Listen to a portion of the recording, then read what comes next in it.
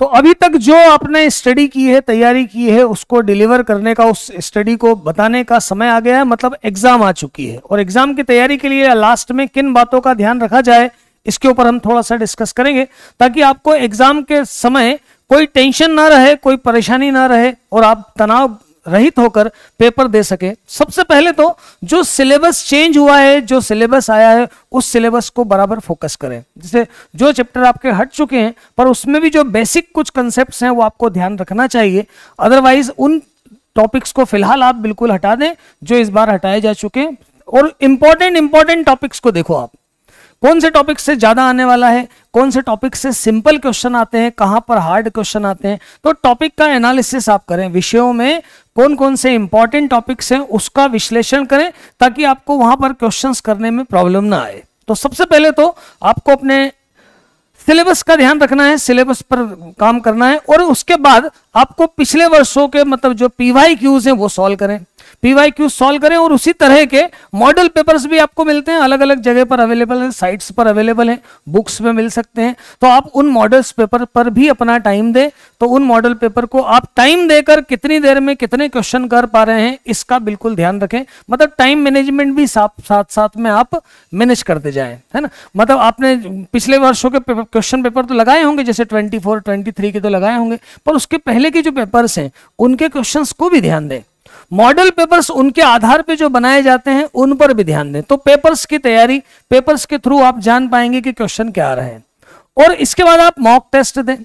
Test देने का सबसे सीधा कारण है कि आप जिसे बोलते हैं ना, जिस दिन मैच करना होता है उसके पहले नेट प्रैक्टिस खूब की जाती है। तो मॉक टेस्ट एक तरह से आपके लिए नेट प्रैक्टिस है।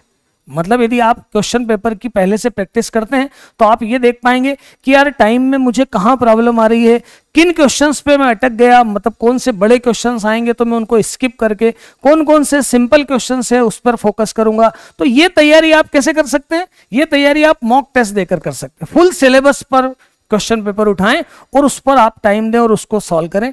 तो आप बिल्कुल क्या कर सकते हैं, क्वेश्चन पेपर को वहां पर एग्जाम में फिर आपको एकदम से वो प्रॉब्लम नहीं आए। नहीं तो बाद में ऐसा लगे यार मैं पहले ये तैयारी कर लेता, पहले ऐसा थोड़ा सा देख लेता तो मैं क्या क्या कर सकता था और इतने मुझसे क्वेश्चंस छूट गए हैं। तो मॉक टेस्ट आपकी इसमें आपकी हेल्प करेंगे, मतलब आपका टाइम मैनेजमेंट को इंप्रूव करने का काम करेंगे आपके मॉक टेस्ट। तो इसलिए मॉक टेस्ट बहुत इंपॉर्टेंट है बेटा। तो एग्जाम के पहले कोशिश करें कि ज्यादा से ज्यादा मॉक टेस्ट आप दे सकें।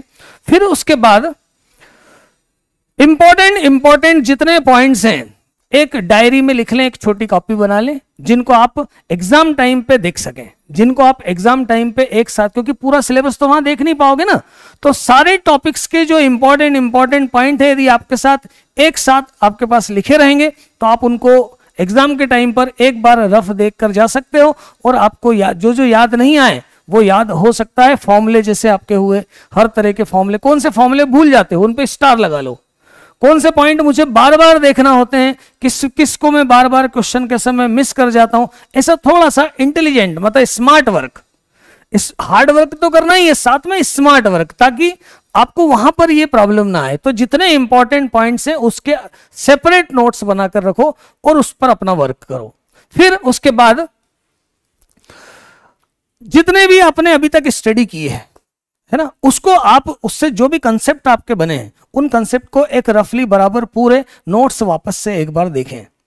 टाइम देखें कि 2 घंटे एक सब्जेक्ट को देना है, फिर इस सब्जेक्ट को देना है, सब्जेक्ट वाइज टाइम दें और जो इंपॉर्टेंट कंसेप्ट है एक बार उन सब पे नजर अभी से जरूर दौड़ाएं। एक टाइम में कुछ टॉपिक आप कवर करो और उन टॉपिक के सारे कंसेप्ट को एक साथ कवर करने की देखने की कोशिश करो। आपको क्लास नोट्स रहते हैं, क्लास नोट्स में आपने देख लिए कि सर ने इसके बाद क्या क्या समझाया था, क्या क्या सीक्वेंसिंग थी। जैसे क्वाड्रेटिक इक्वेशन, तो क्वाड्रेटिक इक्वेशन में कौन कौन सी बातों का मुझे विशेष ध्यान रखना था, उसमें किस किस टाइप के क्वेश्चंस आए थे, जैसे रिलेशन ऑफ रूट्स पर आ जाते हैं। कैलकुलस में मुझे कितना फंक्शन पे फोकस करना है, एप्लीकेशन ऑफ डेरिवेटिव से क्वेश्चन आ रहे हैं या डिफरेंशियल इक्वेशन से क्वेश्चन आ रहे हैं, किन टॉपिक से क्वेश्चन आए हैं और उनके कंसेप्ट में कौन कौन से भूल तो ना जाऊं, उसलिए उन नोट्स को, क्लास नोट्स को भी एक बार पूरी तरह से आप रिवाइज करके रखें।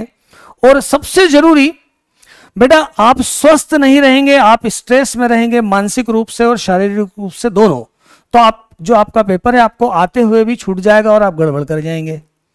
तो अपने स्वास्थ्य का ध्यान रखें। हेल्दी डाइट लें, बिल्कुल समय समय पर मेडिटेशन करें, व्यायाम करें और सही आहार लें। मतलब ज्यादा जंक फूड वगैरह इसको थोड़ा अपना ध्यान रखना जरूरी है। यदि आप स्वस्थ रहेंगे तो ही आप वहां पर टेंशन फ्री होकर पेपर दे पाएंगे। तो स्वस्थ अपने आप को बनाए रखना है, ताजगी हमेशा बनाए रखना है, हमेशा फ्रेश रहना है।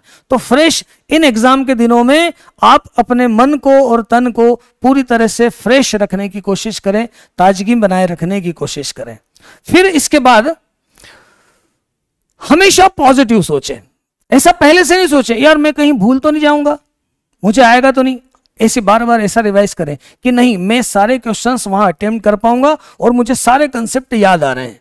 अच्छा मालूम है, जो हम करने जा रहे हैं ना वो माइंड में चलते रहना चाहिए। जो चैप्टर आपने दिन भर पढ़ा है ना, तो रात को सोते समय वही टॉपिक का रिवीजन चलते रहना चाहिए। पॉजिटिव केवल सब्जेक्ट पर ध्यान देना है और अपने अंदर कॉन्फिडेंस डेवलप करते रहना। आप एक बात सोचेंगे, जैसे आपने पूरा कोई चैप्टर पढ़ा है, बाद में उसका आप मन में एनालिसिस करेंगे तो आप देखेंगे कि आपको सारी बातें एक एक करके याद आती जाएगी। उन बातों पर फोकस करें, ना कि इस बात पे फोकस करें कि यार मुझसे कहीं मैं भूल रहा हूं, सब मुझे आएगा कि नहीं आएगा। ऐसी जितनी भी नेगेटिव विचारधाराएं हैं, उन नेगेटिव विचारधाराओं से अपने आप को दूर करो और पूरी तरह से अपने आप को पॉजिटिव बनाए रखने की कोशिश करो। सेल्फ मोटिवेटेड रहो, खुद के आत्मविश्वास को कभी कम मत होने दो, स्वयं के आत्मविश्वास को कम मत होने दो। अब लास्ट जो इंपॉर्टेंट है, जब आप एग्जाम देने चले जाएं तो वहां आपको मैं बार बार बताता हूं, टाइम मैनेजमेंट का ध्यान रखना है।